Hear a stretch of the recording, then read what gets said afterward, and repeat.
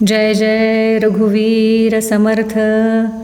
डोळा पहावी रघुवीर मूर्ती, करणी पडावी रघुवीर कीर्ती. सदा घडावी रघुवीर सेवा, देवा असा छंद मला जडावा. मला वाटते अंतरित्वा वसावे, तुझ्या दास बोधासी त्वा बोध व्हावे. अपत्यापरी पाजवी प्रेम रसा, महाराज या सद्गुरु रामदासा. शुकासारिखे पूर्ण वैराग्य जाचे, वसिष्ठापरी ज्ञान योगेश्वराचे. कवी वाल्मिका सारिखा मान्य ऐसा, नमस्कार माझा सद्गुरु रामदासा. जय जय रघुवीर समर्थ. समर्थ रामदास स्वामी महाराज की जय. नमस्कार, मी सौ मेधा कुलकर्णी, उस्मानाबाद. आज आपल्याशी मानसपूजा या विषयावर संवाद साधण्याचा प्रयत्न करणार आहे. बघा, आता हा आपल्याला नरदेह मिळाला आहे. समर्थ म्हणतात दासबोधामध्ये की धन्य धन्य हा नरदेहो, त्याची अपूर्वता पाहो. म्हणजे आपल्याला अप्रूप आहे, आपण या देहात नरदेहात आलो आहे. नरदेहात येऊन आपल्याला एक जास्तीचं काय दिलं देवाने, तर बुद्धी. मग या बुद्धीचा आपण वापर कसा करायचा आहे. मग नरदेहात आलो आहे, 84 लक्ष योनी फिरून आलो आहे. मग परत परत या जन्ममरणाच्या फेऱ्यात आपल्याला अडकायचं नाही आहे.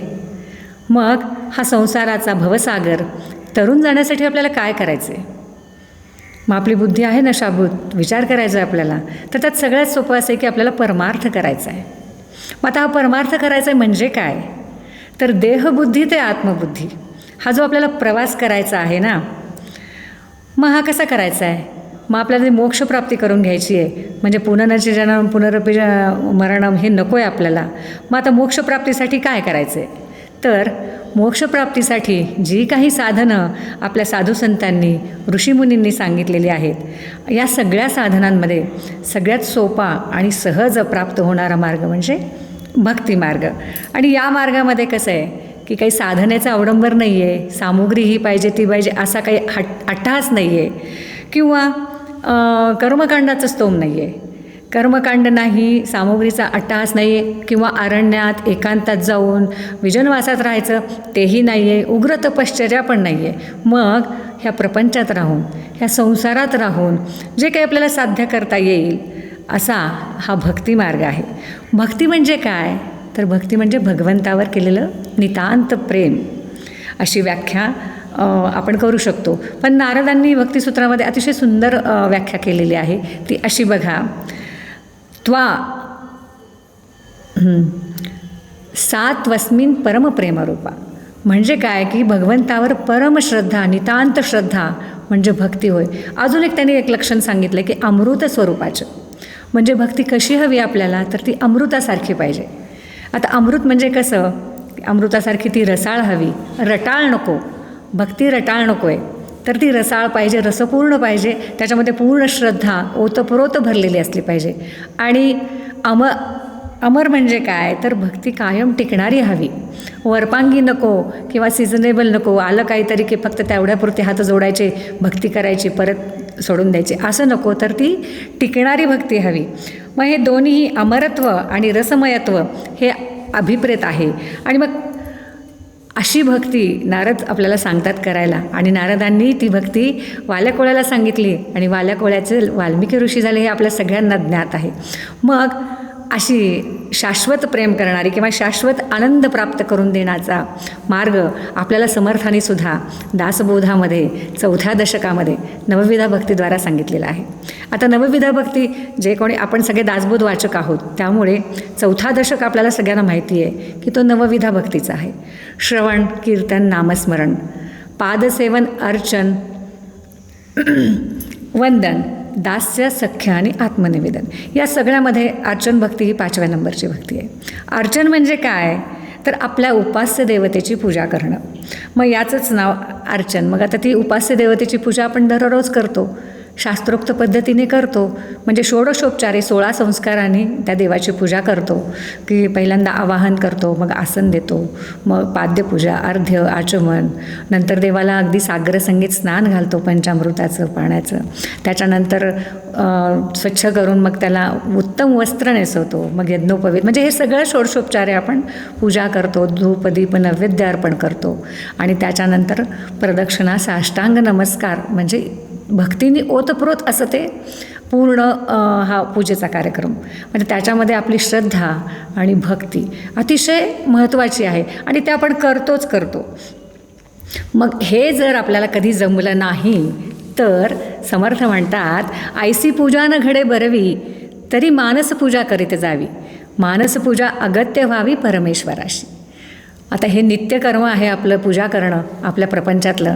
आणि काही जणांचा तर दिवस सुरुवात होतो तो देवाच्या उपासनेने, पूजेने. आणि मग कधी काळी जर आपल्याला अडचण आली, आपण प्रवासात असलो, तर आपल्या नित्यदेवाची पूजा आपल्याला होत नाही. मग तिथे समर्थ म्हणतात, असं जर घडलं नाही तर आपण मानसपूजा करावी. मग मानसपूजा म्हणजे काय, तर रोज पूजा करून आपल्याला सवय झालेली आहे देवाची पूजा करण्याची. आणि मग मानसपूजा करताना तेच ते आठवून, तेच ते सगळं आपण बघून त्या प्रकारे देवाची नित्योपचार पूजा करायची आहे. आणि ही मानसपूजा समर्थांना अतिशय आवडते. आणि परमार्थामध्ये सगळ्यात भक्ती किंवा परमेश्वराची अनुसंधान साधण्याचा हा एक उत्तम मार्ग आहे. म्हणूनच की काय, समर्थांनी त्यांच्या वाङ्मयामध्ये मानसपूजा हे स्वतंत्र प्रकरण लिहून ठेवलेलं आहे. बघा, समर्थांनी जी लिहिलेली 11 लघुकाव्य आहेत त्याच्यामध्ये एक स्वतंत्र प्रकरण मानसपूजा आहे. आणि मानसपूजेमध्ये सुद्धा 13 समास लिहिलेले आहेत. आणि या प्रत्येक समासामध्ये फक्त 11 ओव्या आहेत. म्हणजे समर्थांचं 11-11वर जे प्रेम आहे ते इथे पण आपल्याला दिसून येतं. आणि मानसपूजेचे जे समासाची नावं आहेत ती समर्थ हृदय श्री नानासाहेब देवांनी त्यांच्या समर्थ हृदय याच त्यांच्या ग्रंथामध्ये त्या समासाची 13 नावं लिहून ठेवलेली आहेत. ती अशी आहेत बघा: स्थळ, पारपत्य, स्वयंपाकीन, सामुग्री, पात्र, फलाहार, स्वयंपाक, देवार्चन, वाढणं, भोजन, समारंभ, सायंकाळ पूजा आणि विसर्जन. म्हणजे मानसपूजा करताना आपल्याला सगळं कल्पनेने करायचं आहे, पण जे वास्तवात आहे त्याची आपण कल्पना करायची. मग कल्पनेने काय, आपण भरपूर काही करू शकतो, पण हे करत असताना हे सगळं त्याचं आहे आणि हे आपल्याला त्यालाच अर्पण करायचं आहे. म्हणजे तुझेच सारे तुला अर्पिता असा हा भाव आपल्या मनामध्ये आणायचा आहे. आता ही मानसपूजा करताना समर्थ असं म्हणतात त्या मानसपूजेविषयी लिहिताना की ही मानसपूजा कधीही कुणाच्याही मनात न आलेली आहे. बघा, रोजच्या ताम्हणातल्या देवाच्या किंवा काचेच्या आड बंद असणाऱ्या देवांची ही पूजा नाही आहे, तर एखाद्या सिंहासनाधिष्ठित राजा असतो ना, त्याचं जे वैभव असतं ना, त्याच्याहीपेक्षा अजून वैभवशाली, वैभवसंपन्न अशा ब्रह्मांड नायकाची पूजा आपल्याला करायची आहे. कारण मानसपूजा आहे, कल्पनेने ती करायची, त्याच्यामुळे ती अतिविशाल भव्य दिव्य अशी ती मानसपूजा आपल्याला करायची आहे. आणि मला असं वाटतं की समर्थांनी जे हे वर्णन करून ठेवलेलं आहे मानसपूजा प्रकरणामध्ये 13 समासांमधून, त्यातलं जो पहिला समास येतो ना तो आहे स्थळाचा. मग ते जर वाचल्यावर असं वाटतं की बहुतेक हे चाफळच्या राम मंदिराविषयी समर्थांनी लिहिलेलं असावं, कारण त्यांचे अनन्य श्रद्धा असलेलं जे पवित्र स्थळ आहे ते चाफळ आहे.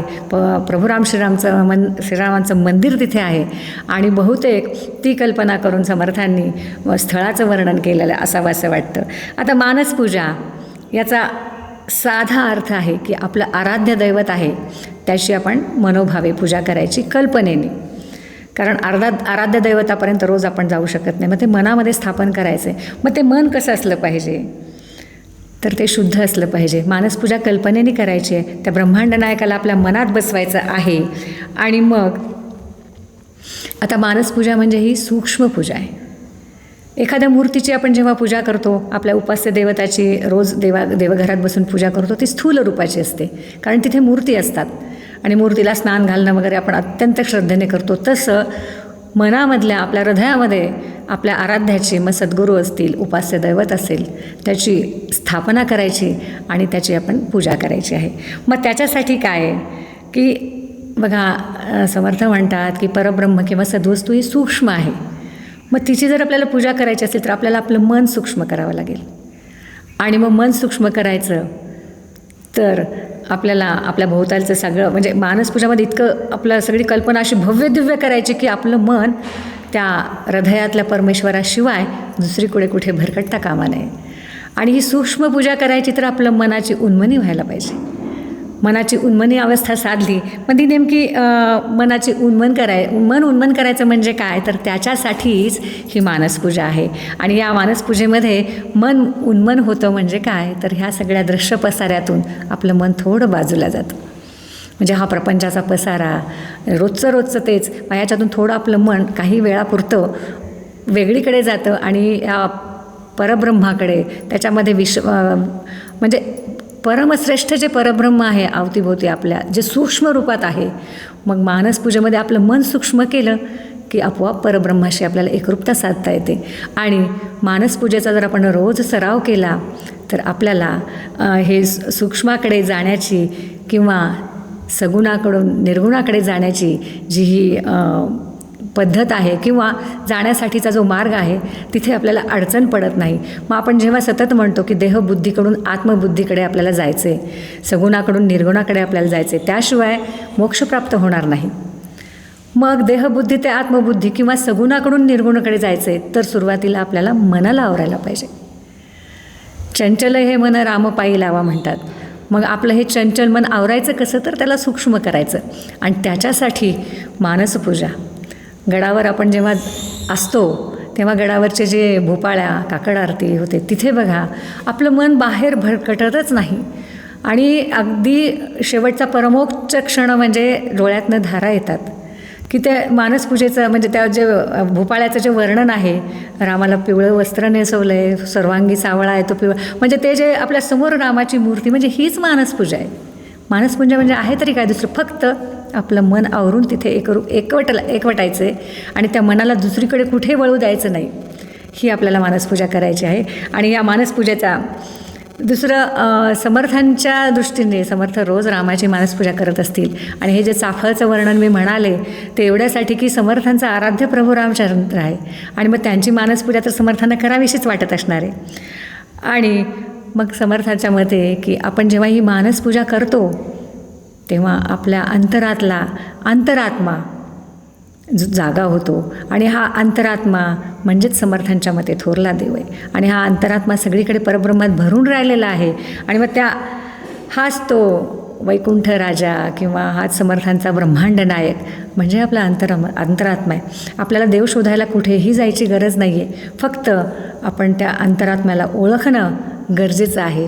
आणि ती ओळख करायची असेल तर आपल्याला मानसपूजा करायची. कारण मानसपूजा म्हणजे बाकीच्या पण दृष्टीने करता येतं, पण मानसपूजा सोपी, सर्वार्थाने आपल्याला करता येणारी, कुठेही बसून साधन सामुग्री न लागता करता येणारी अशी पूजा असल्यामुळे आपण मानसपूजेकडं जास्त लक्ष दिलं पाहिजे. कारण हा वैकुंठाचा राजा, कारण समर्थांनी या 13 समासामध्ये जी 11 कडवे आहेत, अंतर आहेत, त्याच्या सगळ्यात शेवटी म्हणजे प्रत्येक समासामध्ये शेवटचं त्यांचे ओळख अशी आहे की इति श्री मानसपूजा मने पूजावे वैकुंठ राजा साधके अगत्य आत्मकाजा करीत जावे.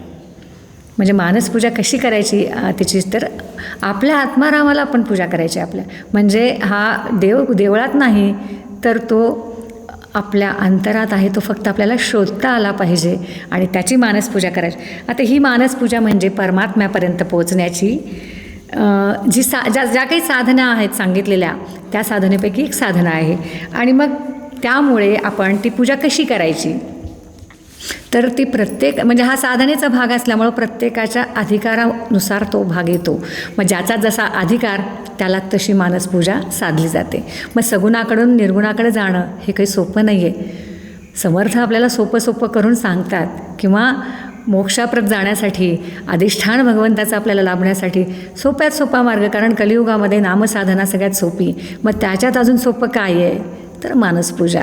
आणि मग ही मानसपूजा समर्थ शेवटच्या समासात म्हणतात की ऐशी मानसपूजा करावी, मूर्ती अंतरी धरावी, दास म्हणे विवरावी उपासना. मग मानसपूजा डायरेक्ट तर आपल्याला करणं होत नाही, मग त्याची सुरुवात करावी लागेल उपासनेने. उपासना करता करता आपलं मन शांत होतं आणि मन शांत झालं की मग ते हळूहळू सूक्ष्मात शिरतं आणि आपणच आपल्याला पाहता पाहता आपणाशी आपण असं घडायला लागतं आणि तिथून खरी आपली साधना सुरू होते. आणि त्याच्यासाठी काय पाहिजे, मग ही आधी उपासना करायची आहे. मग आपलं उपासना करायची तर चित्त शुद्ध पाहिजे. म्हणजे चित्त कसं पाहिजे तर चित्तशुद्धी असल्याशिवाय, बघा आपलं घर जर स्वच्छ ठेवलं तर आपल्याला त्या घरात राहावं वाटतं. कधी काळी जर पसारा झाला तर आपण म्हणतो की नाही, क्षणभरसुद्धा थांबावंसं वाटत नाही मला, इतकं घर घाण. मग आपलं हृदय, आपलं चित्त पण तसंच पाहिजे की नाही. मग चित्तामध्ये जे भरलेली घाण म्हणजे काय, हे षड्रिपू आहेत. मग ते आपण बाहेर काढून आपलं हृदयाचा गाभारा किंवा चित्ताचं जे घर आहे, मंदिर आहे, त्याला मंदिरासारखं सजवलं पाहिजे, ते शुद्ध केलं पाहिजे. मग त्याच्यासाठी नित्यानित्य वस्तू विवेक आपल्या अंगात आला पाहिजे. आणि वैराग्य कसं येईल तर ते नित्य भजन, उपासना आणि विवेक. तर सारासार विचार केल्यावर प्रपंचाचा हे षड्रूप सोडले की आपोआप विवेक आपल्या अंगात येईल. आणि वैराग्य भजन पूजनाने, उपासनेने.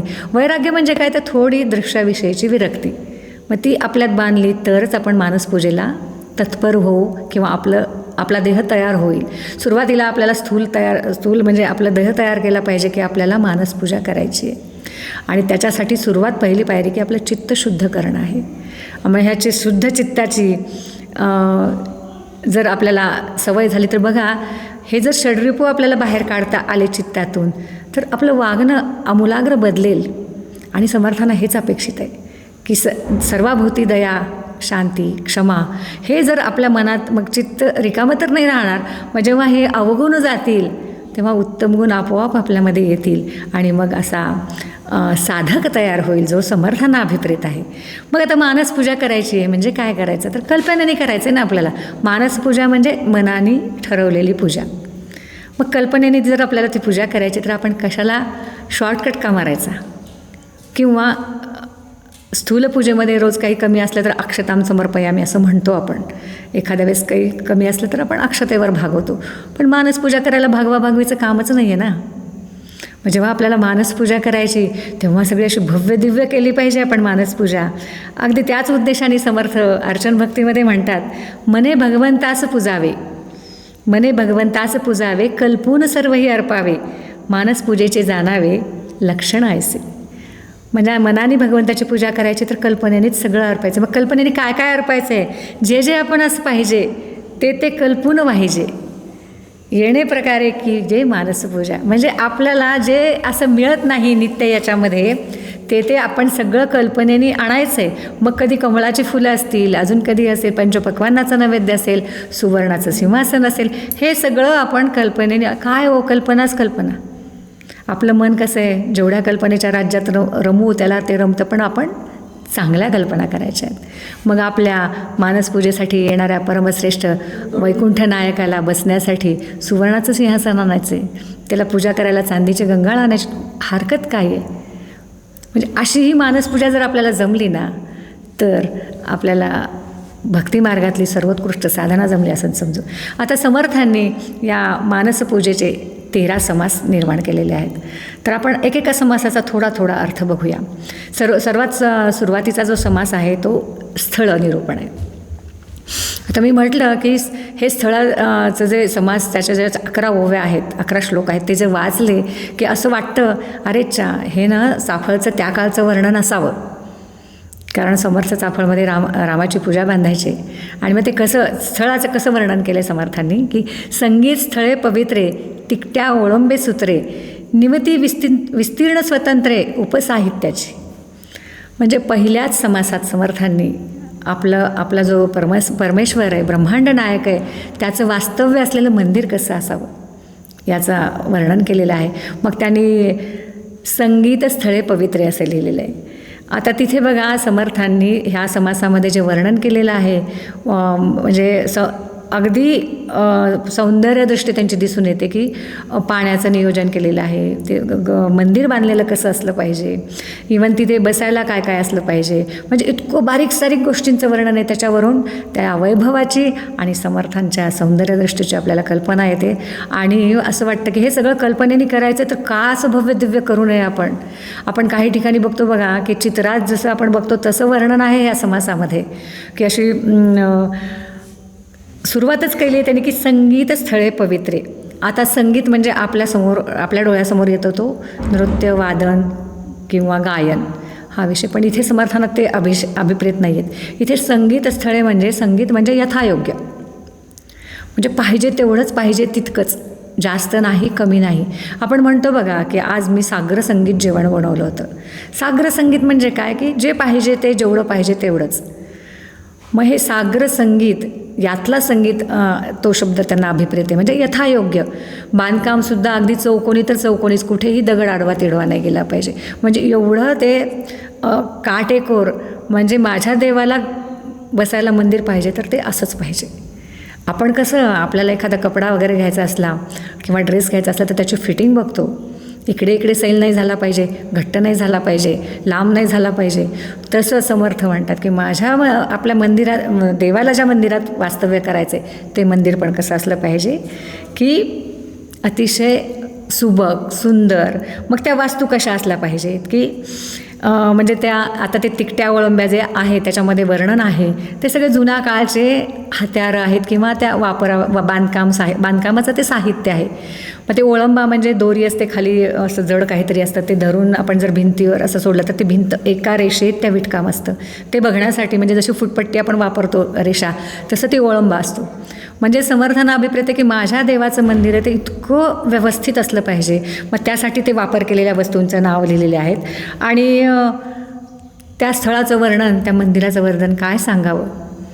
त्यांनी केलेलं असं चौकोनी मंदिर आहे, स्वच्छ मंदिर आहे. त्यांनी सुरुवातीला आसपासच्या परिसराचं वर्णन केलं आहे, जे आपल्या मनाचं आहे, कल्पनेचं आहे की मंदिर कसा स्वच्छ परिसर आहे, असं भोवताली विस्तीर्ण अशा प्रांगण आहे. प्रांगणामध्ये बसायला भक्त जर आले दर्शनाला तर त्यांना भक्तांना बसण्यासाठी बाक आहेत आणि ओटे असे बांधलेले आहेत.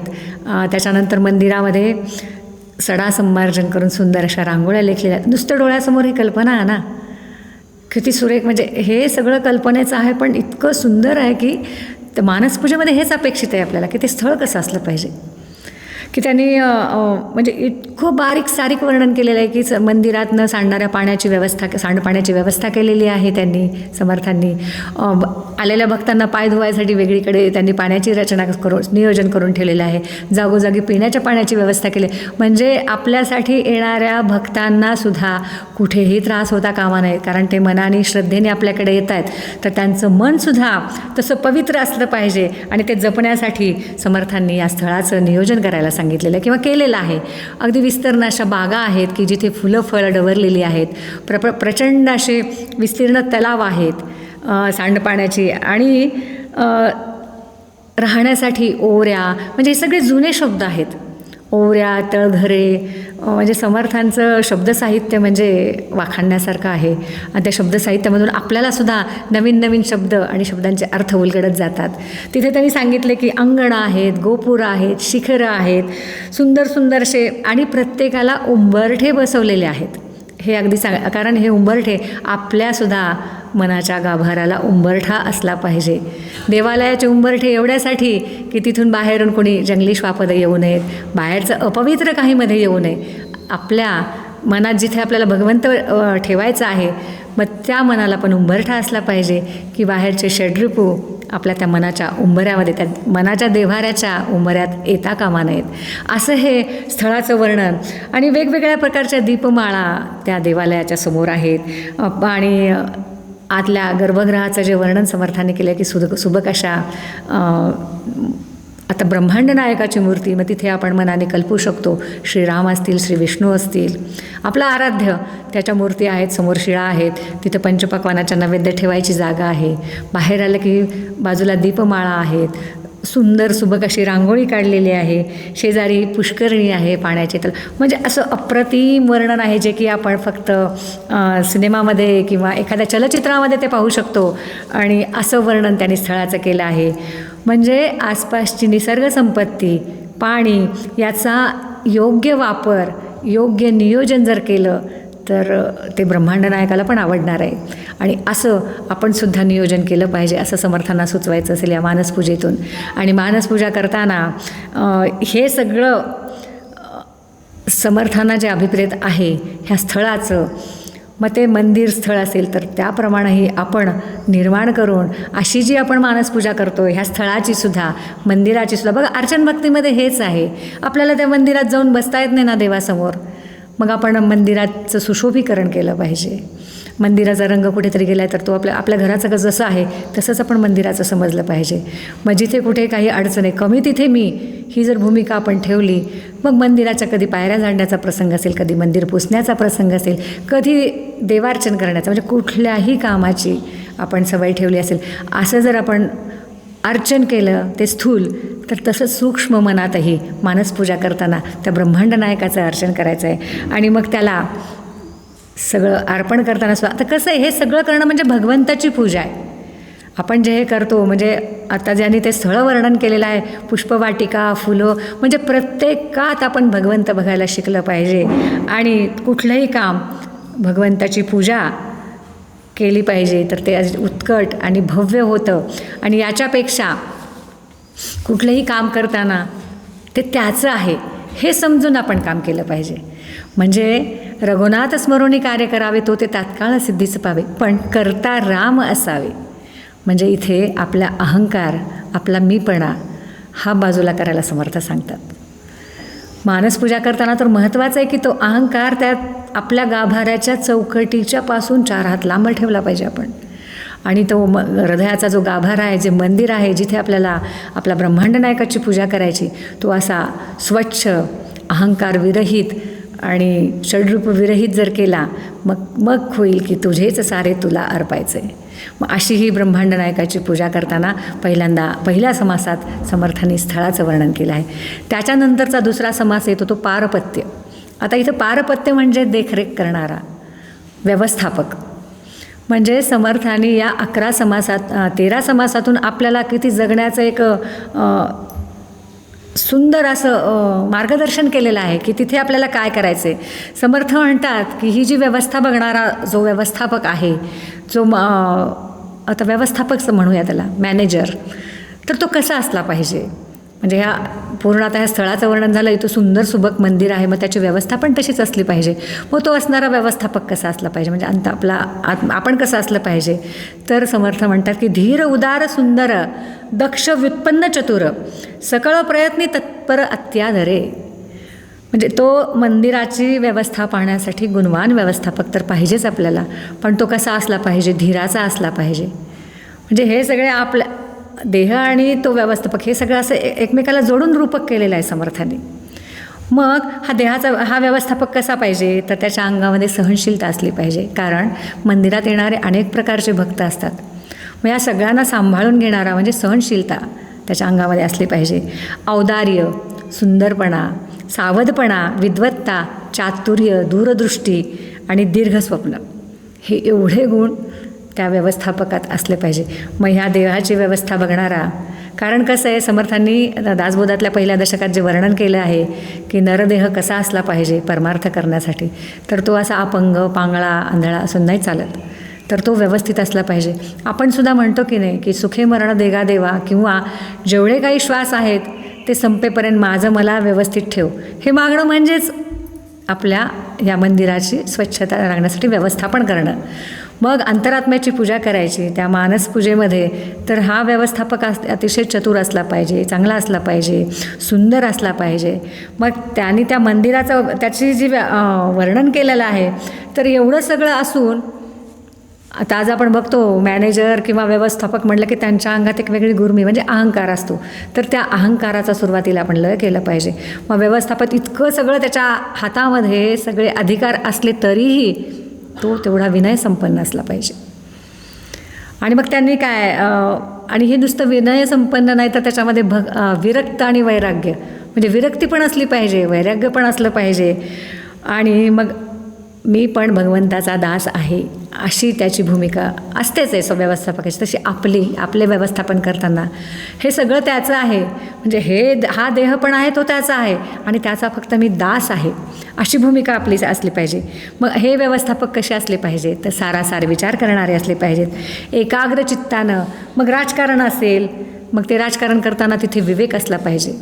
आता परत मी राजकारणाचं उदाहरण देत नाही, राजकारणी कसे असतात हे आपल्या सगळ्यांना ज्ञात आहे. पण इथे समर्थांना अभिप्रेत कसा आहे की व्यवस्थापकाने जरी राजकारण केलं तर ते विवेकाधिष्ठित असलं पाहिजे, त्याचा विवेकावर भर असला पाहिजे, तो न्यायनीतीने वागणारा पाहिजे, मर्यादाशील पाहिजे. म्हणजे व्यवस्थापन करायचं तर हे सगळे गुण आपल्याला अंगी बांधवावे लागणार. मानसपूजा सांगितली आहे सोपी, पण ती करणं खूप अवघड आहे. म्हणजे सुरुवातीला हे सगळे गुण आपल्या अंगात आणले पाहिजेत. समर्थांनी जे रूपक दिलेलं आहे, उदाहरण दिलेलं आहे ते मंदिराचं, आपण त्याच दृष्टीने विचार करूया की जे स्थळ आहे समर्थांनी सांगितलेलं, मग त्या स्थळाचं व्यवस्थापन करणारा व्यवस्थापकसुद्धा तितकाच समर्थांना अभिप्रेत चतुर, उदार, धीर. म्हणजे हे सगळं परमार्थासाठी आहे ना, हे परमार्थाचं काम करणारे व्यवस्थापक आहेत. त्याच्यामुळं त्यांच्या अंगामध्ये तर सगळे पारमार्थिकच गुण असायला हवेत.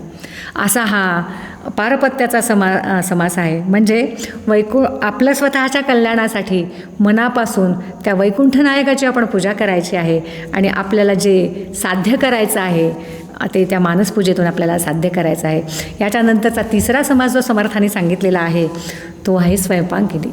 आता ह्या स्वयंपाकिनी हा समास अतिशय महत्त्वाचा मला वाटतो, कारण आपल्या संसारात नित्यनियमाचा कुणालाही स्वयंपाक चुकलेला नाही आहे. मग समर्थ काय म्हणतात बघा, आता ऐका स्वयंपाकिनी बहु नेटक्या सुगरणी अचूक जयाची करणी नेमस्त दीक्षा. आता देवाची पूजा केली की आपण नित्य देवाची पूजा करतो, पण त्याला नैवेद्य दाखवतो. आपला नैवेद्य काय असतो, किती घाई असते आपल्याला. मग एकतरी काहीतरी असं ड्रायफ्रूट वगैरे असतात किंवा फार तर शिरा किंवा भात वरण असं. पण समर्थांना अभिप्रेत आहेत ते असं ब्रह्मांड नायकाची पूजा करायची ना आपल्याला, मग त्याला नैवेद्य पण तसाच अभिप्रेत आहे. भव्य दिव्य पूजा करायची तर मग नैवेद्यसुद्धा पंचपक्वान्नाचा पाहिजे. मग ते करणारे हात कसे असावेत, तो नैवेद्य करणारा देह कसा असावा, त्याचं वर्णन त्यांनी या समासात केलेलं आहे.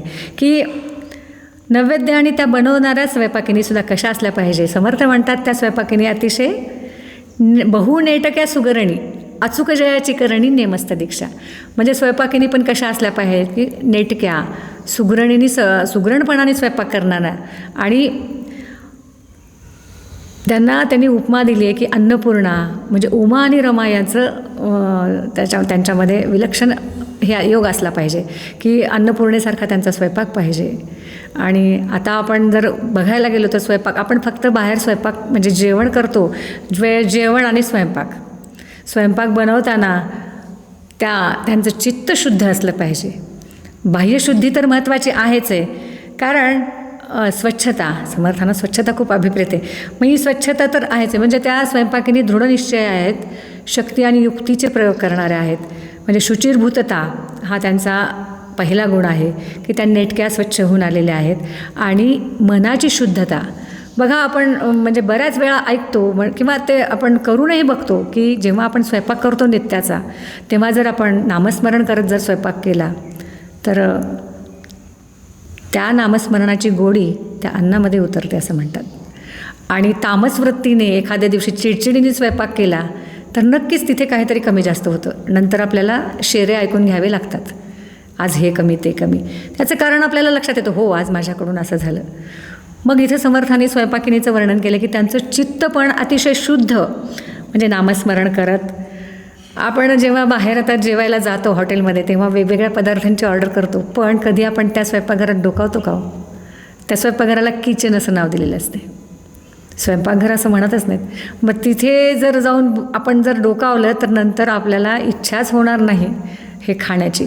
पण समय के साथ चलो म्हणतात ना, तसं आजकाल त्याचीही समजा गरज आहे काही जणांना. तर मला असं वाटतं की जे आता आपण ज्याला सो कॉल्ड शेफ म्हणतो किंवा जे खास स्वयंपाकाचं ट्रेनिंग घेतात, त्या ट्रेनिंगमध्ये एक सत्र असं असावं की त्यांना काहीतरी वेदमंत्र शिकवावेत, की त्यांनी ते अन्न बनवताना सुद्धा नामस्मरण करत ते अन्न बनवावं त्या शेफने सुद्धा. बघा त्या अन्नाची पण चव वाढेल. पण ते हॉटेल आहे आणि आपला हा स्वयंपाक घरातला स्वयंपाक आहे. फरक तर नक्कीच असणार आहे. हे अतिशय पावित्र्य जपणारं आहे. आणि मग तो स्वयंपाक देवाचं नामस्मरण करत केलेला असल्यामुळं तिथे स्वयंपाकिनींच्यामध्ये स्वच्छंदीपणा नाही आहे.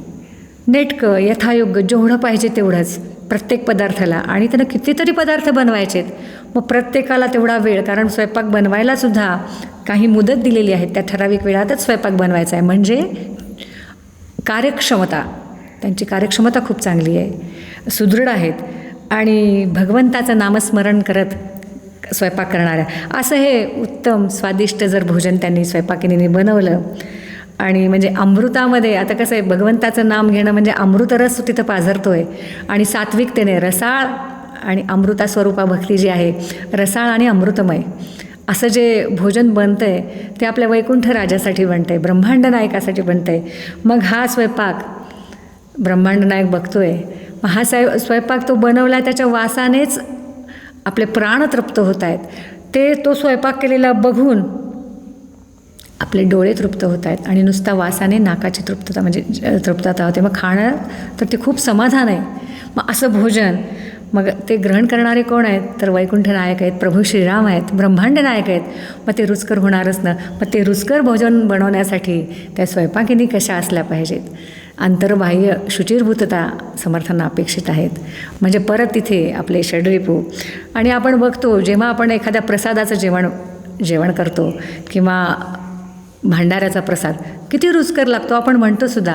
ही रुचकरता फक्त नामस्मरणातून आलेली आहे. म्हणजे समर्थ इथे सांगतात की आपल्याला नामस्मरण किती गरजेचं आहे, की अखंड नामस्मरण जर केलं आपण आणि ते बनवत म्हणजे त्या स्वयंपाकिनी तशा आहेत की अंतर्बाह्य शुचिर्भूतता पाळूनच त्या स्वयंपाकासाठी सिद्ध झालेल्या आहेत. आणि मग त्या स्वयंपाक करायला फक्त त्या सिद्ध झालेल्या आहेत. मग आता सामुग्री काय असणार आहे, हा जो चौथा समास आहे तो सामुग्रीचा आहे. आता ही सामुग्री बघा, म्हणजे ते वाचताना असं वाटतं की त्यातले काही शब्द किंवा पदार्थ आपण ऐकलेले म्हणजे चाखलेले नाही आहेत. म्हणजे समर्थांचं किती वैभव आहे त्यांच्या साहित्याचं, की त्यांनी जे त्या समासामध्ये वर्णन केलेलं आहे सामुग्रीचं, फक्त मला वाटतं एवढा स्वयंपाक कधी करायचा. पण आता ते मानसपूजेत करायचं आहे, कल्पनेने करायचं आहे आपल्याला.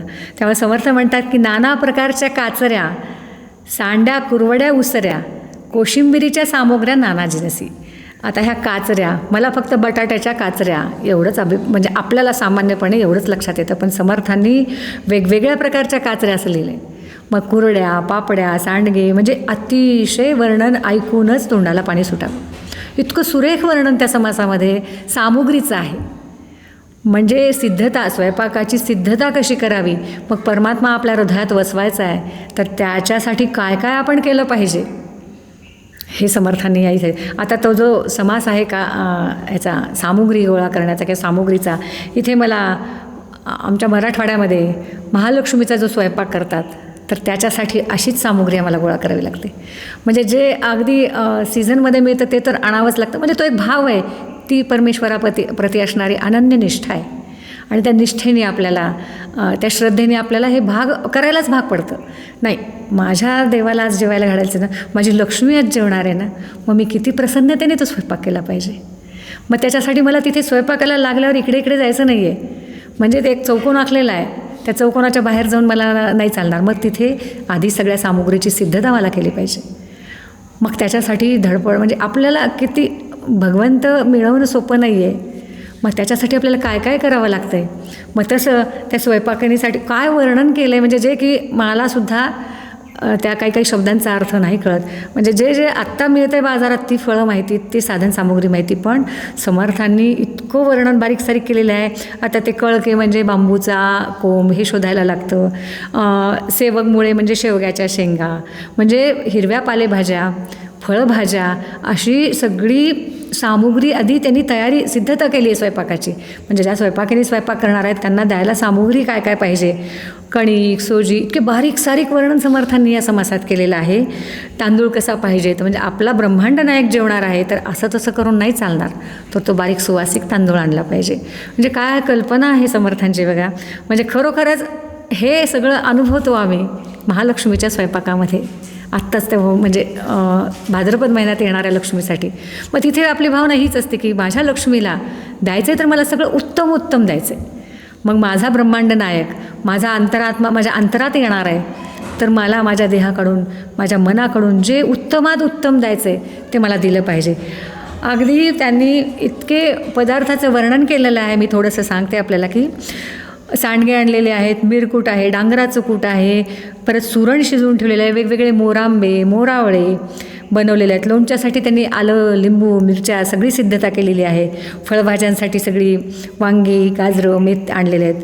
पालेभाज्यासाठी मेथी, चाकवत, पोफळा, शेपू, चवळी वगैरे वगैरे भरपूर आणलेलं आहे. आणि हे करूनसुद्धा कोशिंबिरीसाठी वेगळं साहित्य आणलेलं आहे. परत फळं आणलेली आहेत. मग ते नुसती फळं कशी खायची म्हणून त्यांनी शिकरण करण्याची सिद्धता केली. म्हणजे परत दही, दूध, ताक, लोणी, अगदी कल्पनेने जे करायचं तर प्रचंड सामुग्रीची तयारी आपण केलेली आहे. आणि मग हे सगळं करायला जेवायला वेगवेगळे पाट आणलेले आहेत. म्हणजे एकदा स्वयंपाकाला सुरुवात केली की तिथे कुठेही आपल्याला अडचण येणार नाही अशी, कारण ब्रह्मांड नायकाला आपण ते समर्पण करणार आहोत. मग ते समर्पण कसं असलं पाहिजे आणि याचं सगळं सामुग्रीचं वर्णन 4थ्या समासात आलेलं पाहिजे. आणि ह्या सगळी साधनं ही कशासाठी करायची तर स्वहित साधण्यासाठी. साधकाने या ब्रह्मांड नायकाच्या पूजेसाठी आणि आपलं स्वहित साधून घेण्यासाठी ही सगळी सामुग्री आपण गोळा केली पाहिजे. याच्यानंतरचा 5वा समास येतो तो पात्रांचा. पात्र आपण कधी काय काय पात्र आहे असं म्हणतो की नाही. म्हणजे पात्र हे दोन्ही याला अभिप्रेत आहे. आपला देह एक पात्रच आहे. मग ह्या पात्रामध्ये कसं वाढायचं आहे आपल्याला, म्हणजे काय काय करायचं आहे हे समर्थाने या समासात. पण समासात जे सांगितलं आहे ते मी थोडंसं आत्ता आपल्याला सांगते की हे जे सगळं आपण स्वयंपाक करणार आहोत मग त्याच्यासाठी पात्र लागणार आहेत आपल्याला. म्हणजे आधी स्वयंपाकिनी कशा असाव्यात, त्याच्यानंतर त्यांना आपल्याला काय काय सामुग्री द्यायची आहे आणि मग ती सामुग्री आपण कशामधून देणार आहोत. म्हणजे किती बारीक सारीक आपल्यालासुद्धा कधी विसरायला होतं. एक आणलं तर एक राहतं, एक मग ते पळापळी धावपळ. समर्थ म्हणतात धावपळ नका करू, अगोदर तुम्ही सगळी सिद्धता करून ठेवा. मग त्यांनी वेगवेगळ्या भांड्याची यादी दिली आहे त्या समासामध्ये पूर्ण. मग ते भांडी कसली असतील तर मातीची आहेत, लाकडाची आहेत, धातूची आहेत. सुरुवातीला मातीच्या भांड्यांची त्यांनी एवढी मोठी यादी दिली की जे आत्ता कालबाह्य होत चाललेले आहेत. रांजण, मांदण, डेरे म्हणजे माठ, घागरी, कुंडाले, मडके, तवल्या, म्हणजे अशी विविध प्रकारची दुधाणी.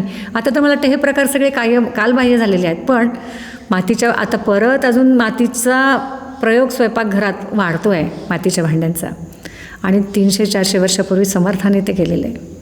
म्हणजे समर्थांचं जे साहित्य आहे त्यातलं जे त्यांनी जे लिहून ठेवलं आहे ते आपण आचरणात जर आणलं तर हा धन्य नरदेव होणार आहे.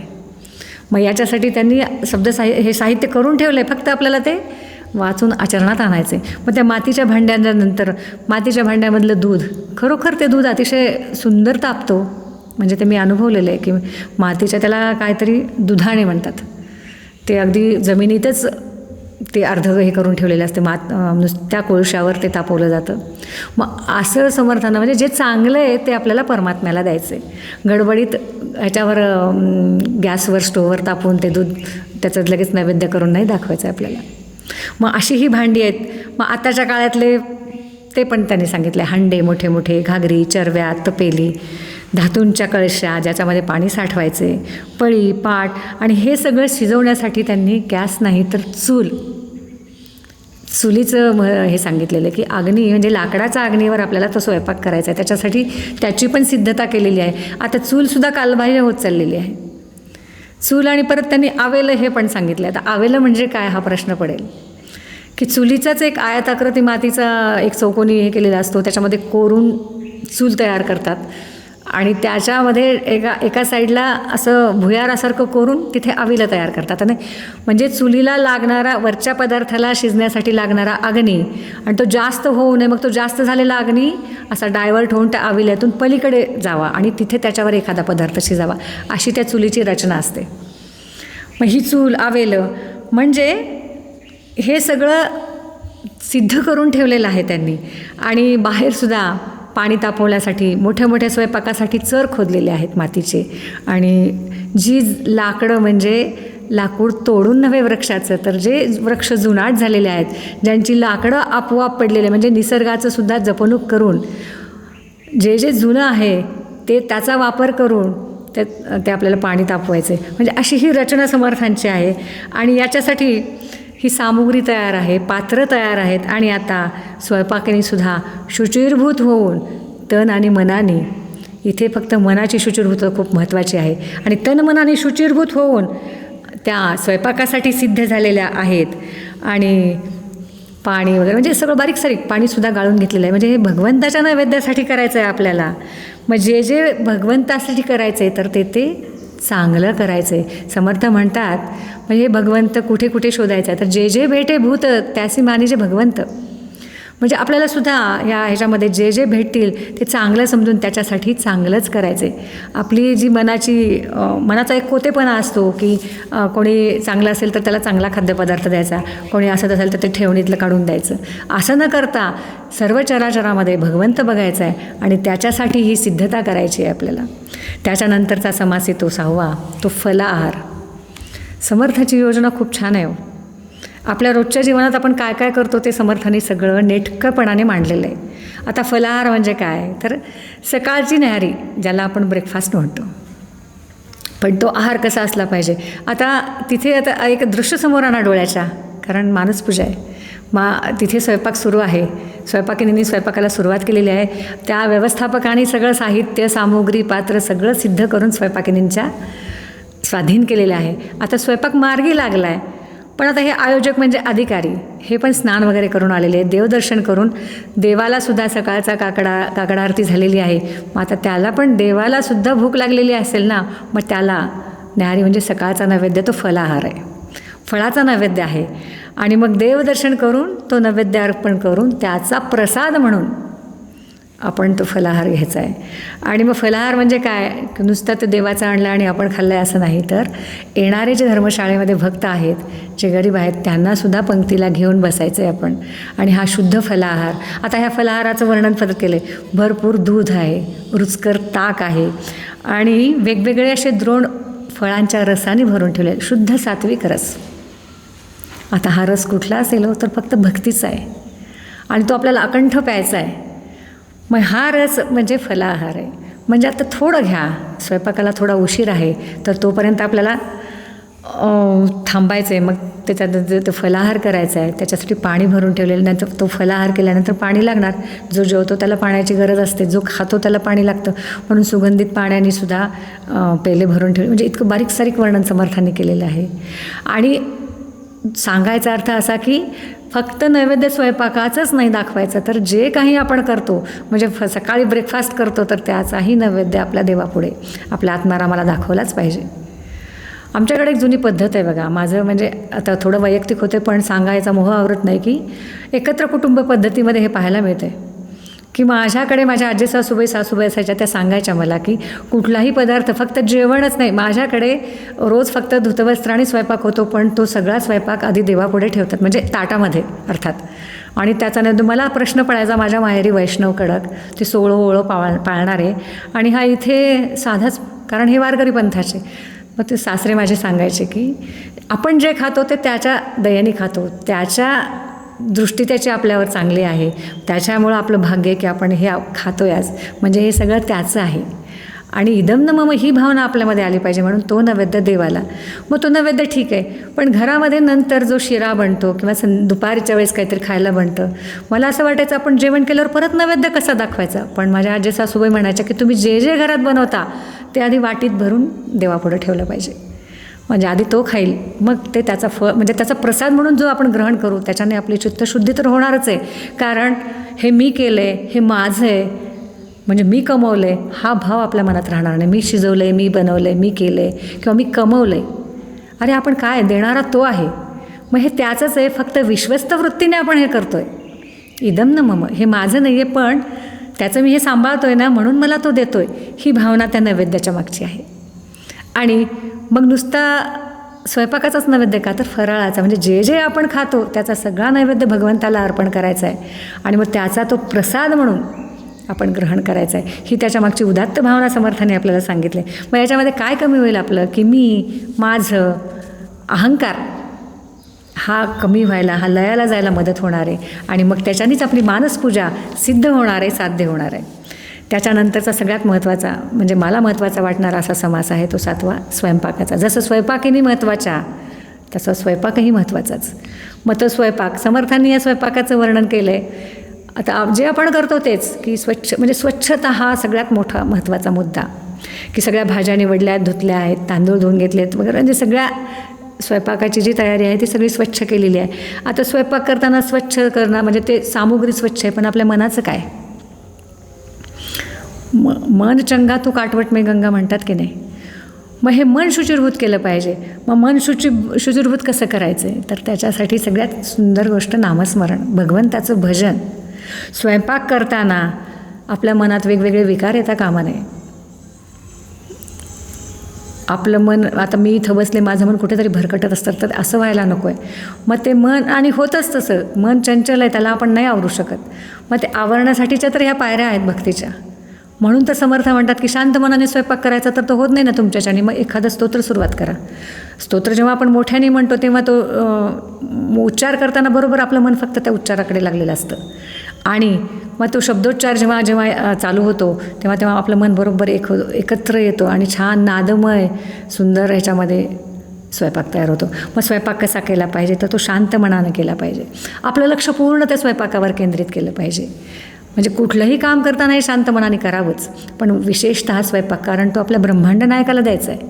जेवायला आपल्याकडे प्रभू येणार आहेत ना, मग तो स्वयंपाक आपण तेवढ्या शांत मनाने केला पाहिजे, निर्विकल्प मनाने केला पाहिजे. म्हणजे हे माझे भगवंत जेवायला येणार आहेत तेव्हा मला आवडीने त्यांच्यासाठी काहीतरी आपलं बघा, रोजच्या संसारामध्ये जर आपल्या कोणी आवडीचं माणूस येणार असेल तर आपण किती आनंदाने स्वयंपाक करतो, तेवढाच आनंद नित्य स्वयंपाकात भगवंत जेवायला येणार आहेत असं ठेवून जर आपण केला तर तो स्वयंपाक अतिशय रुचकर लागेल.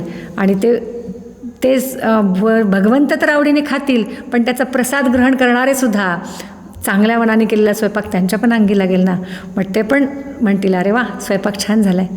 पण हे अरे वा ते भगवंताकडून अपेक्षित आहे की नाही आपल्याला.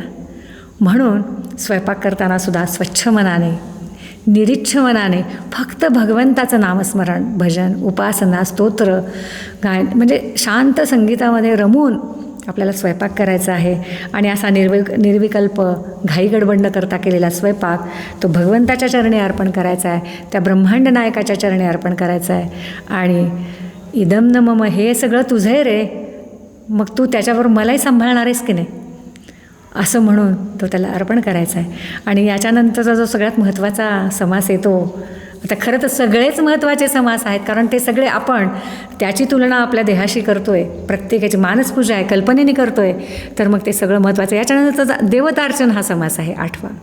आणि हा अतिशय आवडीचा याच्यासाठी की या समासात समर्थांनी त्यांच्या आराध्याची म्हणजे प्रभू रामचंद्राची मानसपूजा बांधली आहे. खरं तर सगळ्या समासामध्ये वैकुंठ राजा विष्णू असं लिहिलेले, पण असं मला वाटतं की 8व्या समासात समर्थाने जणू प्रभुरामाची पूजा मांडलेली आहे. कल्पनेची पूजा बघा करा, किती सुंदर पूजा करू शकतो आपण. सगळा स्वयंपाक तयार झाला आहे. आता सकाळी काकड आरती करून देव हे झालेत, आता त्यांची पूजा आपल्याला करायची आहे. आणि नैवेद्य वाढून तयार आहे. ब्राह्मण सोहळ्यात पूजेसाठी आलेले आहेत. सुंदर अशी त्यांनी वस्त्र नेसलेले, सोहळे नेसलेले आहेत अंगावर आणि पूजेला बसलेले आहेत ब्राह्मण. मंदिरामध्ये आपल्याला पूजा करायची आहे समर्थांची, प्रभुरामाची. काही वेदमंत्रांचा नाद सुरू आहे. वातावरण बघा कसं बदललं आहे, सगळीकडे वेदमंत्राचा घोष सुरू झाला आहे. आणि त्या वेदमंत्राच्या घोषामध्ये आपल्याला त्रैलोक्याच्या राजाची म्हणजे प्रभुरामाची पूजा करायची आहे. आता ही मानसपूजा जरी असली तरी सुंदर अशा प्रासादिक स्तवनांनी त्या पूजेची सुरुवात झालेली आहे. आधी आपण प्रभुरामचंद्रांना आवाहन केलेलं आहे. त्यांना बसायला आसन, सुंदर असं चांदीचं आसन पाठ दिलेलं आहे. चौरंगावर प्रभू बसलेले आहेत आणि मग सुगंधित उष्ण जलांनी, त्या आधी सुगंधित तेल लावले त्यांना आपण त्यांच्या पायावर. कल्पना करा हो, कल्पना करायला काय, प्रभू रामचंद्र साक्षात पुढे आहेत माझ्या आणि मी त्यांना तेल लावते आहे. आधी औक्षण केलं आहे त्यांचं, आता तेल लावून झाले. सुगंधित उष्ण अशा जलांनी त्यांचा अभिषेक करते, त्यांना स्नान घालते आहे मी. आणि असं पंचामृती वगैरे स्नान घालून झालं आहे माझं. आणि आता स्वच्छ अंग कोरडं केल्यावर त्यांना उत्तम असा पितांबर त्यांनी पिवळा नेसलेला आहे. कल्पना करा किती म्हणजे पिवळा पितांबर श्यामवर्ण प्रभुरामाच्या अंगावर आहे. आणि मग त्याच्या पितांबर नेसल्यानंतर सुंदर असे वस्त्रालंकार आपण चढवलेले आहेत त्यांच्या अंगावर. आणि असं वस्त्रालंकार आणि सुशोभित असे प्रभुराम भव्य दिव्य दर्शन त्यांचं होतं आहे. मग कपाळावर आपण त्यांच्या कुंकुम केशर अर्पण केलेलं आहे. मग गंधाक्षता, त्याच्यानंतर सुंदर अशा फुलांचे हार घातलेले आहेत. बुक्का आणि गुलालाची उधळण केलेली आहे. बाहेर मंगलवाद्य वाजत आहेत. आणि अशा ह्या प्रभू रामचंद्राची आपण पूजा करतो आहे. कल्पनेने बघा किती म्हणजे असे अंगावर काटा येतो किंवा डोळ्यातनं खरंच पाणी झरतं. साक्षात रामाची पूजा आपण करतो आहे. तो समोर बसलेला आहे प्रभू आणि त्यांनाही आपण अगदी निर्विकल्प मनाने फक्त आणि फक्त प्रभू आहेत समोर, बाकी काहीच नाही आहे माझ्यासमोर. आणि अशा सश्रद्ध मनाने निष्ठेने आपण त्यांची पूजा करायची आहे. आणि त्यांना आरती ओवाळून झालेली आहे. आता आपल्याला त्यांना नैवेद्य दाखवायचा आहे. मग नैवेद्य पंचपक्वान्नाचा नैवेद्य बनवलेला आहे स्वयंपाकिनीने तेवढ्या शुचिर्भूत मनाने. आणि हा नैवेद्य आपल्याला प्रभुरामाला अर्पण करायचा आहे. आणि अशी ही त्यांची जेवणाची तयारी. नैवेद्य अर्पण केला आहे, नंतर तांबूळ ठेवलेला आहे, विडा अर्पण केलेला आहे आणि नंतर साष्टांग आपला देह त्याच्या पुढे नमस्कार करून आपला देह त्याच्या चरणी अर्पण केलेला आहे की तुझी म्हणजे तुझी पूजा मला करायला मिळणं हे माझं महत्भाग्य आहे. आणि खरं तर बघा ही सगळी मानसपूजा म्हणजे अर्चन भक्ती. या अर्चन भक्तीला परमार्थात अगदी अनन्यसाधारण महत्त्व आहे. कारण आपण मनाने बघा कुठे मी तर प्रभुरामाच्या चरणापाशी जाऊन पोचले आणि आपले खरं तर आपले भावना आहेत त्यासुद्धा आपल्याला आवरायला यायला पाहिजे, ते जमलं पाहिजे. आणि या प्रभुरामाची पूजा करताना जे मन उचंबळून येतं आहे आनंदाने अश्रूंनी, त्यालासुद्धा कुठेतरी आवर करून म्हणजे सूक्ष्म अर्चन करतो आहे आपण प्रभुरामाचं. मानसपूजेमध्ये आपल्याला हे सगळं सूक्ष्मतेने करायचं आहे, सूक्ष्म अर्चन करायचं आहे. आणि या सूक्ष्म अर्चनाच्या साह्याने प्रभुरामाची पूजा करणं म्हणजे मानसपूजा आहे. समर्थ हे चाफळला तर रोज करत असतील अशी त्यांच्या आराध्याची पूजा त्यांनी करायची म्हणजे काय वैभवशाली पूजा असेल, भव्य दिव्य पूजा असेल. आणि अशी पूजा जर आपण रोज करू लागलो तर रोज साक्षात प्रभूचं दर्शन आपल्याला होणार आहे. आणि हे दर्शन आपल्याला आपोआप सगुणाकडून निर्गुणापर्यंत नेणार आहे. आणि अशी ही पूजा बघा, हे जे पूजा आहे आपल्याला दोन प्रकारे करता येते मानसपूजा. एक ही मानसपूजा प्रभुरामाने केलेली आहे, दुसरी आत्मारामाची मानसपूजा करायची आपल्याला. ती कशी करायची आहे बघा. शुद्ध आणि सात्विक जल म्हणजे आपलं ज्या अंगातलं शुद्ध सत्व आहे याचं सात्विक जल करून ते आपल्या आत्मारामाला त्याचा अभिषेक करायचा आहे. विवेक आणि आपल्या जे मनातले जे संकल्प विकल्प आहेत ना त्याच्या योगे आपण त्याचं प्रक्षालन केलेलं आहे प्रभूचं. आणि त्यांना शांतीचा पितांबर नेसवलेला आहे आणि विरक्तीचं उत्तम असं वस्त्र त्यांना दिलेलं आहे. शांतीच्या पितांबरावर विरक्तीचं वस्त्र किती शोभून दिसतंय बघा. आणि आपल्या त्रिगुण जे आहेत आपल्या अंगातले त्या त्रिगुणांच्या तंतूचं यज्ञोपवीत म्हणजे जाणवं करून ते त्यांना अर्पण केलेलं आहे. आपल्या आत्मारामाला मृगमधाचं चंदन उगाळलेलं आहे आणि त्याच्या भाळावर रेखलेलं आहे. त्याच्यानंतर सुगंध जो उठतो त्याचा तो म्हणजे आपल्याला मिळणारा आनंद आहे. आणि आपल्या मनात जे आपल्या अंगात असणारे जे आहे काम, क्रोध आणि लोभ याचा धुराळा केलेला आहे आणि त्याचा बुक्का आपण आत्मारामाच्या ह्याच्यामध्ये उधळलेला आहे. आणि स्वतःच्या रंगामध्ये तो रमारंग आपण प्रसन्न करून घेतलेला आहे. त्याच्या आत्मारामाच्या गळ्यात आपण विदेहमुक्तीच्या माळा घातलेल्या आहेत. म्हणजे असं हे आपण करू शकतो. आणि आपल्या वासनेच्या वृत्तीच्या वाती पाजळून अद्वैताची एकार्ती उजाळलेली आहे. आणि अन्वय आणि व्यतिरेकाने स्वयंपाक केलेला आहे आणि तो परिपूर्ण करून सद्भक्तीच्या सद्भावाच्या पक्वान्नाची आपण सिद्धी केलेली आहे. अशी ही मानसपूजा आपल्याला करता येते. विविध व्यंजने म्हणजे आपली नवविध भक्ती आहे आणि याचा नैवेद्य ताटात वाढलेला आहे नवविध भक्तीचा. आणि तो आपल्याला आपल्या आत्मारामाला समर्पण करायचा आहे. आणि पंचप्राणाची आहुती देऊन आपला प्रारब्धाचा भोग विषय सगळा त्याला समर्पण करायचा आहे. आणि अखंड नामस्मरण करून त्याच्या योगे सुगंधित झालेलं पाणी आपल्या आत्मारामाला आपण द्यायचे. अशी म्हणजे आत्मारामावर अखंड प्रीती करून हे जे निर्माण झालेलं रसाळ फळ आहे ते शुद्ध मनाने प्रेमपूर्वक आपल्याला आत्मारामाला अर्पण करायचं आहे. म्हणजे आपल्या आत्मारामाची सुद्धा अशीच आपल्याला मानसपूजा करता येते. म्हणजे आपल्या देहातले जे त्रिविध ताप जे षड्रिपू आहेत त्याचा सगळ्याचा लय करून आपल्याला ही पूजा साधायची आहे. आता थोडंसं त्याच्यातून बाहेर येऊन 9वा समास जो आहे तो वाढणे. नैवेद्य झाला आहे, भोजन, आता भोजनाची सिद्धता, देवाचा नैवेद्य झालेला आहे, प्रभुरामाला नैवेद्याचं आपण अर्पण केलेलं आहे, त्यांचं भोजन झालेलं आहे. तांबूल सेवन करून त्यांची आता वामकुक्षीची पहुडण्याची वेळ झालेली आहे. देववासाचा भोगता सुवासे होय तृप्तता, एरवी त्या समर्थ आपण काय द्यावं, कारण ते फक्त वासाचे धनी, ते फक्त आपल्याला देतात. आपण त्यांना काय द्यायचं आहे, सगळं त्याचंच आहे ना. पण तरीही त्यांना अर्पण करायचं आहे. स्वयंपाकासोबत आपण त्यांना विडे दिलेले आहेत आणि हे सगळं देवासमोर ठेवून त्यांची दृष्ट काढलेली आहे, ओवाळून टाकलेले आहे आणि आता त्यांच्या निद्रेची वेळ झालेली आहे. हे सगळं देवाचं झालं आहे. आता माणसांचं काय. मग जेवणासाठी समर्थानीय समासात जे वाढण्याची प्रक्रिया सांगितलेली आहे ती अगदी ब्राह्मण पूजन करून ब्राह्मणांच्या पंक्ती वाढलेल्या आहेत. एका ओळीने सगळे ब्राह्मण वृंद बसलेले आहेत. मग आपण त्यांची पूजा केलेली आहे आणि पानं वाढलेली आहेत. आता पानामध्ये सुद्धा पानं कशी असावी जेवणाची, तर केळीची लांब रुंद आणि सरळ कोवळी पानं आहेत आणि त्याच्यावर डावी आणि उजवी बाजू असं समर्थाने सांगितलेलं आहे. आता डावी उजवी बाजू आणि मध्यभागी शुभ्र भात वाढलेला आहे आणि अशी साधकाने मनापासून, आता हे डावी उजवी बाजू म्हटलं की मला परत महालक्ष्मीचा नैवेद्य आठवतो की आपण बघा त्या लक्ष्मीच्या नैवेद्याला तुम्ही भले चांदीचे पात्र आणा, पण हिरव्या आणि ह्या केळीच्या पानाचं खूप महत्त्व आहे. म्हणजे हिरवं गार केळीचं कोवळं पान आणि त्याच्यावर आत्ता सांगितल्याप्रमाणे डावी उजवी बाजू.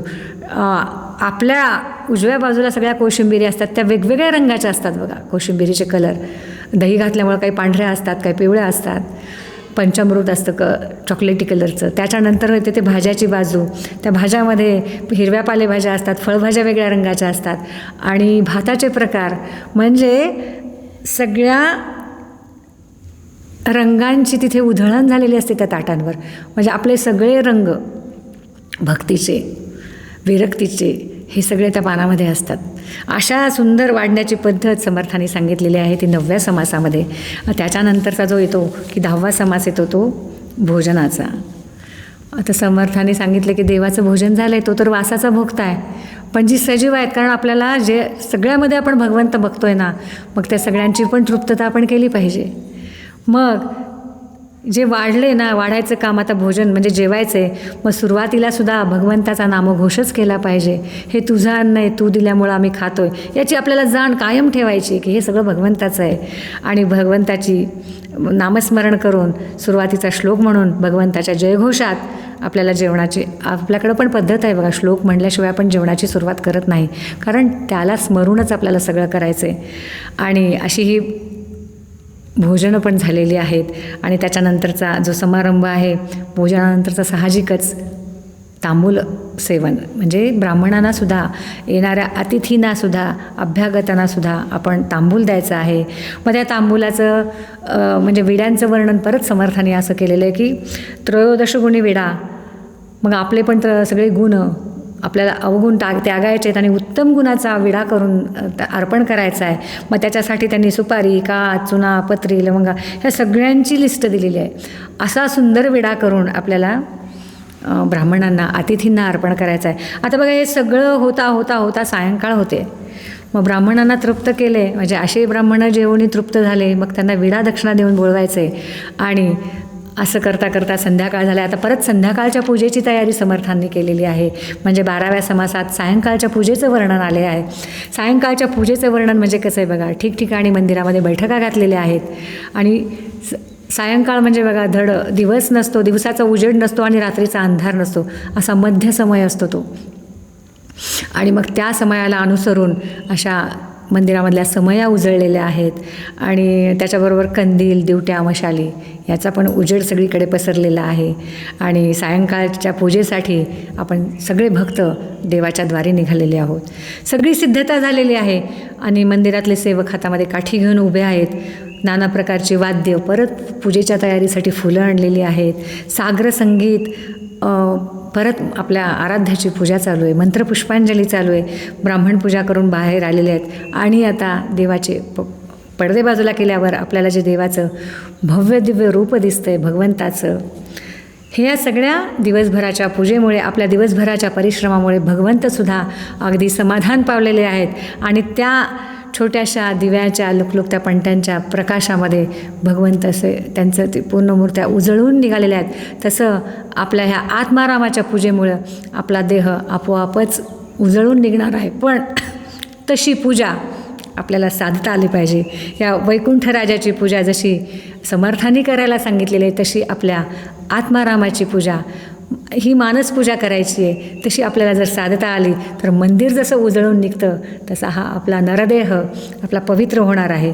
मग या सायंकाळच्या पूजेमुळे पुण्यवंतांना लाभ होणार आहे, आपल्याला लाभ होणार आहे. आणि मग तिथे पूजा संपलेली आहे. सगळ्यांनी गुलाल बुक्का उधळून देवाला नमस्कार केलेला आहे. आत्महित साधण्यासाठी साधकालासुद्धा हा गरजेचा आहे. आता सगळ्यात शेवटचा जो समास येतो तो विसर्जनाचा. विश्वव्यापी वैकुंठ राजाची अतिविशाल ऐश्वर्यसंपन्न अशी मानसपूजा शेवटच्या टप्प्यात आलेली आहे.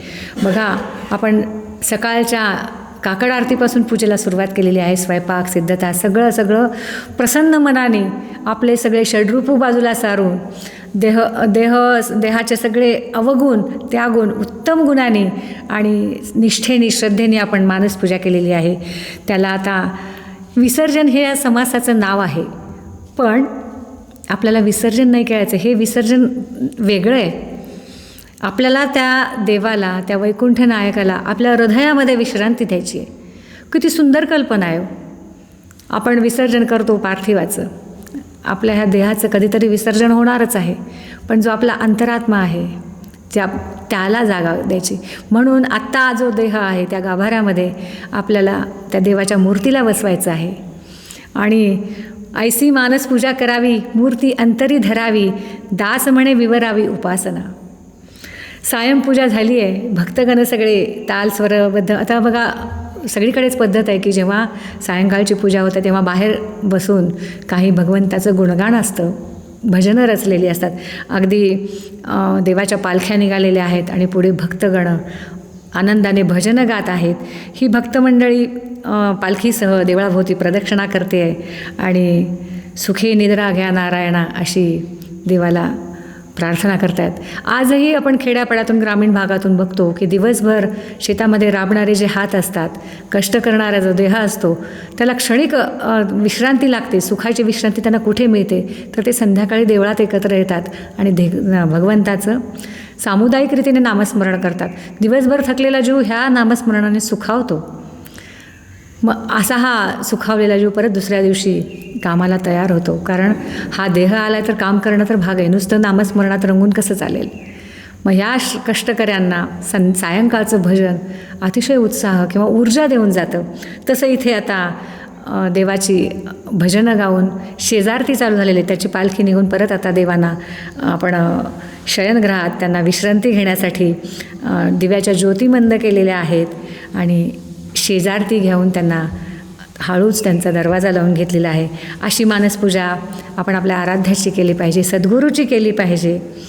आणि हे करण्यासाठी आपल्याला आधी उपासना चालू ठेवावी लागणार आहे आणि अंतःकरणापासून हे सगळं केलेलं पाहिजे. आता हा 13वा समास आपला हा मानसपूजेचा अंतिम समास आहे आणि या समासामध्ये समर्थांनी जे लिहिलेलं सांगितलेलं साधन सामुग्री आहे, मठ आहेत, मंदिरं आहेत, निसर्गाचं सगळं सानिध्य आहे, अन्नब्रह्माच्या पूजा, म्हणजे हे सगळं साहित्य जे सांगितलेलं आहे आपल्याला ते सगळं काय आहे तर ते जडब्रह्म आहे हे आपल्याला लक्षात आणून दिलं आहे समर्थाने. म्हणजे ह्याच्या साहाय्याने आपल्याला पूजा करायची, पण ते कसं आहे, जड आहे. आणि अतिथी किंवा सामुग्री जी लागणारी त्याला सामुग्री आहे त्याच्या रूपाने आपल्याला सर्व ब्रह्म समर्थाने लक्षात आणून दिलेलं आहे. आणि ह्या सगळ्यामध्ये हे सगळं करत असताना, मानसपूजा करत असताना साधकाचं मन कुठे कुठे भटकतं किंवा भटकू शकतं हे लक्षात घेऊन त्या सगळ्यांमध्ये ह्या म्हणजे आपलं मन भटकणार नाही याचीसुद्धा काळजी समर्थांनी घेतली, म्हणून त्या सामुग्रीचं वर्णन केलेलं आहे. आणि प्रत्येकामध्ये परब्रह्माला पाहण्याची कला त्यांनी याच्यातून आपल्याला शिकवलेली आहे. म्हणून शेवटी प्रत्येक समासाच्या शेवटी समर्थ म्हणतात की मने पूजावा वैकुंठ राजा, म्हणजे आपल्या मनात सतत सतत तो वैकुंठ राजा बसला पाहिजे, तो भगवंत बसला पाहिजे, तो सद्गुरू बसला पाहिजे, अशी काळजी प्रत्येक समासात समर्थांनी घेतलेली आहे. आता हा वैकुंठ राजा म्हणजे कोण, तर विष्णूचं रूप आहे. आणि हे विष्णू म्हणजे काय, तर सत्वगुणांचं प्रतीक आहे. म्हणजे साधकाचं मन सत्वगुणाकडे जास्त आकर्षिलं गेलं पाहिजे, जास्त वळलं पाहिजे. आणि त्या मनामध्ये आपल्याला सत्वगुण आहे, तर त्या सत्वगुणी मनामध्ये आपल्याला विष्णूंची स्थापना करायची आहे. आणि ते मन वैकुंठासारखं नवे नवे त्याला वैकुंठच करायचं आहे आपल्या आपण ते म्हणतो बघा, हृदयाच्या झोपाळ्यामध्ये सद्गुरूंना बसवायचं आहे. मग तो हृदयाचा झोपाळा करताना बाकीचे अडथळे नको ना त्याला, कुंठ म्हणजे अडथळा. मग हे सगळं बाजूला सारायचं आहे. हे षड्रिपू सगळे त्या मनातून काढायचे आहेत आणि तो सस्वच्छ देवारा या वैकुंठाच्या विष्णूला बसण्यासाठी सज्ज करायचा आहे. आणि मग ही सगळी आत्मारामाची पूजा आहे, उपासना आहे. हा 13वा समास म्हणजे त्या विसर्जनाचं, म्हणजे त्या मूर्तीला आपल्या हृदयात बसवायचं आहे याच्यासाठी तो 13वा समास आहे. आणि मग तो त्यांनी सांगितलं की सायं प्रार्थनेनंतर टाळ घोळ मृदंग नाना वाद्ये वाजती चंग ऐवज डुडुंग उपांग टिपरी टाळ्याची पळ्या, म्हणजे हरिदास गाती सप्तमाने ताळबंध रागमाने अनेक भेद पाहता मने कल्पवेना. म्हणजे अनेक प्रकारच्या साधनांनी आपल्याला त्या वैकुंठराजाची पूजा करायची, त्याचं मन रमवायचं आहे, त्याला झोप कशी शांत लागेल हा प्रयत्न आपल्याला त्या साधनातून करायचा आहे. आणि या सगळ्यामध्ये साधक आपल्या इष्टदेवताचं, पूज्य देवतेचं, आराध्याचं गुणगान करत आहे. आणि ही वाद्यसुद्धा आता जी वाद्य आत्ता वापरतोय आपण ती सगळी जड आहेत. टाळ असेल, मृदुंग असेल, तबला असेल, पण त्यातनं येणारे जे सूर आहेत, स्वर आहेत, ते सूक्ष्म रूप आहे. आणि ते सूक्ष्म रूपाचं ते सूर, ते सगळं निराकाराचं रूप आहे. आणि एका ब्रह्माशिवाय ह्या सृष्टीमध्ये काहीच नाही हे आपल्याला समर्थांना सांगायचं आहे. म्हणजे आपल्या हे सूक्ष्म रूपाने आपल्या अवतीभोवती ह्या सगळ्या ब्रह्मांड नायक भरून राहिलेला आहे. म्हणजे सृष्टीतल्या सगळ्यांचीच आपण चांगल्या भावनेने सगळ्याकडे बघायला शिकलं पाहिजे. पूजा फक्त देवारातल्या देवाची नाही करायची, तर या परब्रह्मात म्हणजे या सृष्टीत वावरणाऱ्या सगळ्यांनाच आपण मनाने कल्पनेने पूजलं पाहिजे असं समर्थ सांगतात. आता मानस पूजाच करायची आपल्याला. मग समर्थांनी एवढं सगळं वर्णन का केलं असेल, एवढे 13 समास लिहिलेत समर्थांनी. मग त्याचं वर्णन अगदी स्थळ काल, स्वयंपाकिनी असतील, पूजा साहित्य असेल, सामुग्री असेल, ह्याचं वर्णन का केलं हा आपल्याला प्रश्न असेल. तर आपल्याला जे जे हवं वाटतंय ते सगळं आपल्याला कल्पनेनेच द्यायचं आहे, परमेश्वराला अर्पण करायचं आहे. मग त्यामध्ये उणीव कशाला, म्हणून समर्थाने हा 13 समासाचा घाट घातला आहे. तुम्हाला कल्पनाच करायची, मानसपूजा करायची ना, त्याचं भव्य दिव्य करा ना. मग तिथे आपल्याला म्हणजे हे जे सगळे कोशिंबिरीच्या याच्यामध्ये एवढी सगळी पक्वानांची नावं घेतलीत, मग ती भव्य दिव्य कल्पना आपल्यामध्ये रुजायला पाहिजे. जे आहे ते परमेश्वराने जे दिलं आहे ना, कुठे आपण रडायला नाही पाहिजे, मला परमेश्वराने काहीच नाही दिलं, नाही ना, जे दिलं आहे ते खूप आहे. मुळात हा नरदेह दिला आहे आपल्याला, पशुप्राण्याच्या जन्माला न घालता नरदेह दिला आहे ना, हाच खूप आहे ना आपल्यासाठी. मग याचा उपयोग करायचा आहे ते सामुग्रीने आपल्याला, आणि तो शेवटी त्याच्या चरणी अर्पण करायचा आहे. ही भव्य दिव्य कल्पना या मानसपूजेमधून आहे. म्हणजे जेवढ्या गोष्टीचं वर्णन केलं आहे ते सगळं आपल्याला कल्पनेने परमेश्वरालाच अर्पण करायचं आहे. आणि ही जी मानसिकता तयार होते आपली की हे माझं नाही आहे, हा देहसुद्धा माझा नाही आहे, तो त्याने दिलेला आहे ना, मग हे सगळं त्याच्यासाठी मला करायचं आहे. मग हात आखडता नाही घ्यायचा, तिथे सगळं करायचं तर ऐश्वर संपन्न करायचे. आणि त्या ऐश्वर्याचं दर्शन समर्थांनी या मानसपूजेच्या 13 समासातून दिलेलं आहे. आता इथून पुढे आपण वागताना आपल्या नेहमीच्या जीवनात, कारण आपल्याला जेवढे श्वास परमेश्वराने दिलेत ते मोजून दिलेले आहेत, मग ते श्वास असेपर्यंत तर आपल्याला राहायचं आहे. मग ते राहायचं आहे तर चांगल्या मनाने राहायचं आहे. आणि आपल्याला जर चांगलं हवं असं वाटतं मग ते आपण लोकांना द्यायला पण शिकलं पाहिजे चांगलं, आणि ते चांगलं माझ्याकडून दिलं जावं याच्यासाठी त्या आत्मारामाला सतत प्रार्थना करायची आहे, त्याचं गुणगान करायचं आहे, त्याला आपल्या हृदयात. आणि एकदा आत्माराम आपल्या हृदयात आलेत ना, मग आपल्या हृदयामध्ये बाकीच्यांना जागाच नाही आहे, बाकीच्यांना म्हणजे षड्रिपूंना. चला, तुमचं आता हकालपट्टी झालेली आहे, हे आपल्या मनाशी ठाम निश्चय करायचा आहे की आता आपण स्वच्छ संपन्न अंतर्बाह्य शुचिरभूत झालेलो आहोत या मानसपूजने. तर इथं आपल्याला हा देह आहे तोपर्यंत सद्बुद्धीने सद्विवेकाने वागायची, त्या परमेश्वराकडे आपण नित्य प्रार्थना करायची आहे. आणि आपल्याला या मानसपूजा सहज करता येईल असं नाही, तर ती उपासनेने वाढणार आहे. आणि हा आपल्याला अभ्यास, मानसपूजेचा अभ्यासच आपल्याला त्या उपासनेपर्यंत पोचवणार आहे.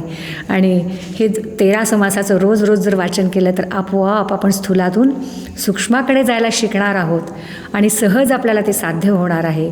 आणि मला वाटतं की समर्थांची एक प्रकरणं बघण्यासारखी आहेत, म्हणजे प्रत्येक प्रकरणातून आपल्याला शिकायला मिळते. पण ते तेवढ्यापुरतं न राहता ते आपण कायम आपल्यामध्ये ठसवलं पाहिजे, वसवलं पाहिजे. आणि त्या ब्रह्मांड नायकाची रोज ही मानसपूजा केली पाहिजे. इतुके बोलले स्वभावे, श्रोते मानेल तितके घ्यावे. जय जय रघुवीर समर्थ.